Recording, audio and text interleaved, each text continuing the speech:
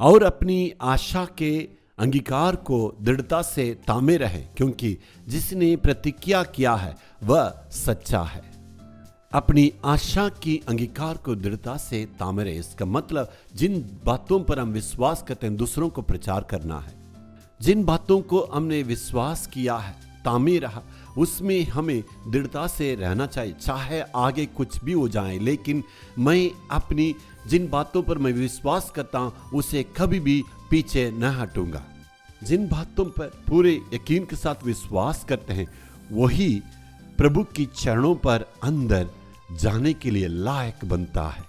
अपनी जवानी में मैंने उद्धार पाया और प्रभु में मैं दृढ़ रहा। मेरी शादी हुई और बच्चों को भी प्रभु के वचनों में पालन पोषण किया। 50 साल से जो प्रभु की वचन को मानता आया उसमें मैंने परिवर्तन किया। लेकिन आजकल लोगों की परिवर्तन हो गया।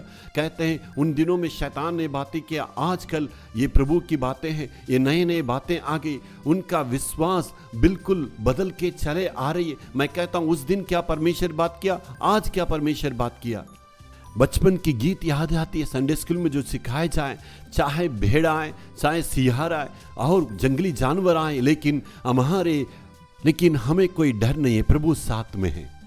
उन दिनों की जो संडे स्कूल का गीत अभी तक मुझे याद आए, हमारे भेड़ों के पास जंगली जानवर है, शेर और कुछ भी जानवर आने से भी प्रभु मेरे साथ है, हम कभी भी नहीं डरेंगे। आजकल मसीहों की सिद्धांतों को देखने से हमें डर लगता है। पैसा आने के बाद एक सिद्धांत है, पैसा नहीं है तो दूसरा सिद्धांत में सब कुछ में समझौता करते हैं। इन कलीसिया में जो कुछ अभी नए नए बातें आ रही है, हमें उसमें स्थिर रहना चाहिए। हमारे विश्वास में कभी भी डगमगाना नहीं चाहिए।